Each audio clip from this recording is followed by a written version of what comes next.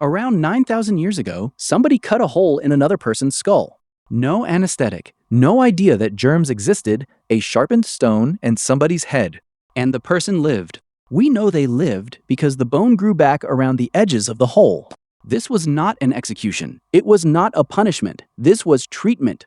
So here is the question. What did your ancestors do when they got sick back when nobody had any idea how a body worked? Start with the obvious. Plants. People chewed willow bark for pain. Willow bark contains a compound closely related to the active ingredient in aspirin. They packed wounds with things that happened to slow bleeding and used molds and honey on infections centuries before anyone knew why either worked. They got a real number of things right. What they never had was a reason. Every remedy was a rule passed down without an explanation. So the moment one stopped working, there was nothing to reason from. Now back to that hole in the skull. It has a name. Trepanation, scraping, boring, or cutting an opening straight through the bone of the head. And it is the oldest surgical operation we have any evidence for anywhere. Older than setting a broken bone, older than stitching a wound shut.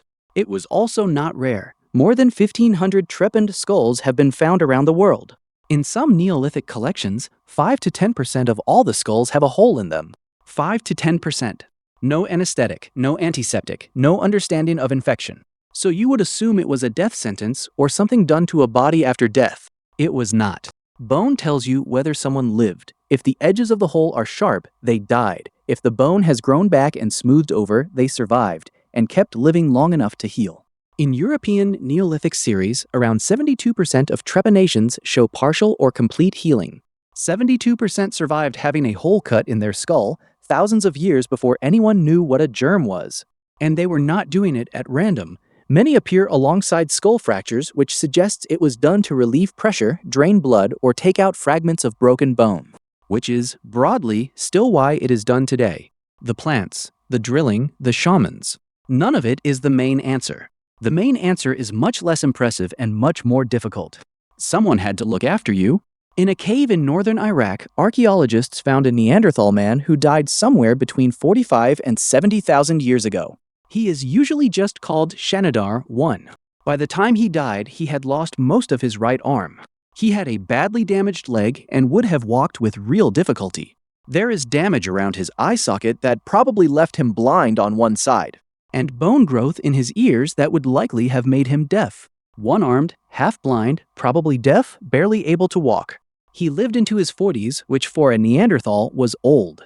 He could not have hunted. He could not have kept up with a group on the move. He could not have heard a warning shouted behind him. Somebody fed him. Somebody kept him warm. Somebody let him slow the group down for years. Because a healed fracture is not just evidence of a bone. It is evidence of a period of time. A broken leg takes weeks to knit. Weeks during which you cannot walk, cannot gather, cannot hunt, cannot run from anything. So every healed fracture in the archaeological record is a small proof that for those weeks, somebody else did all of it for you. At one hunter-gatherer site, close to 13% of the adults had healed serious injuries. 13% who should not have made it and did. So the honest answer. They tried plants, and some of them worked by accident. They performed surgery that should have killed them, and mostly it did not. But mainly, overwhelmingly, what they did was carry each other.